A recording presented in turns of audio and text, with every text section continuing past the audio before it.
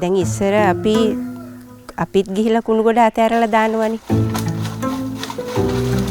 දැන් අපි අනිත් අය දානකොට මම ගිහිල්ලා කෑ ගහනවා ඔහොම කරන්න එපා මේ වගේ වෙන් කරලා ඕගොල්ලන්ට තියාගන්න බැරි නම් අපිට දෙන්න කියලා.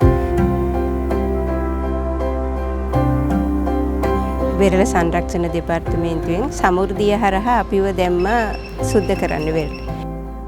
තර අපිට ගන්න කෙනෙක් හිටියේ නෑ. අපිට දෙන්න කෙනෙක් නැහැ. බඩු තෝරගන්න දන්නේ නැහැ. හැබැයි ඒ හැම දෙයක්ම අපිට කරගන්න පුළුවන් උනේ මේ පින්ඩා එකත් එක්ක.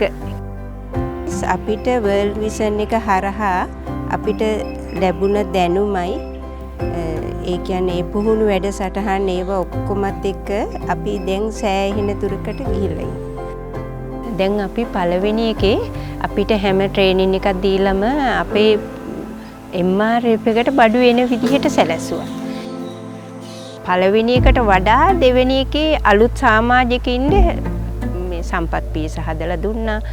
ට්‍රේනින් එකත් හැම එක්කෙනාටම දුන්නා. දැන් NVQ කෝස් එකේ මුල ඉඳලම අපිට කියලා දෙනවා මේක මෙහෙමයි අපේ ආරක්ෂාව අපි බඩු ගන්න දැන් වල ආරක්ෂාව. එතකොට අපි බඩු ගන්නෙ කොහොමද? බඩු විකුණන්නේ කොහොමද? අපි ඒක දෙන්නේ කාටද? එතකොට අපි වැඩි මිලක් ගන්න ඒක මොකද්ද කරන්නේ? ඒ වගේ හැමදේම ගැන පරිසරය ගැන හැමදේම එතනින් කියලා දෙනවා. එතකොට ඒ හතිගෙත් වටිනවා අපිට එතන විභාග තියෙනවා. කියන්නේ අර ට්‍රේනින් වලට ගිහිල්ලා ඒ දේ නිසා තමයි අද මම මේ තත්ත්වෙ ඉන්නේ. මම යටතේ දෙන්නෙක් වැඩ කරා මහත්තයාගේ වඩු වැඩ කරන එක නවත්තලා මහත්තයාත් දැන් කරන්නේ මේකම. කියන්නේ මේකේ හැම දෙයක්ම සල්ලි කරන්න පුළුවන්. අපි හිතන්නේ නැති විදිහට මේ කියන්නේ මේ බඩු මෙහෙම නෙවෙයි. අර පිරිසිදුවට ලස්සනට මේ කඩයක් වගේ ලස්සනට කරගන්න මට ලොකු ආසාවක් තියෙනවා.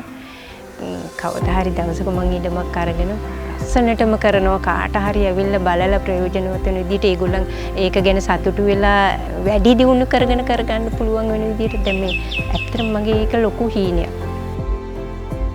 එතකොට මම ගෙදර වැඩත් කරගෙන මේ කැම්පින් ඔක්කොමත් කරගෙන ලෝරිය ෆිනෑන්ස් එකත් ගෙවාගෙන ඉතින් මේක කරගෙන යනවා ඉස්සරහට ඇත්තටම සතුටුයි.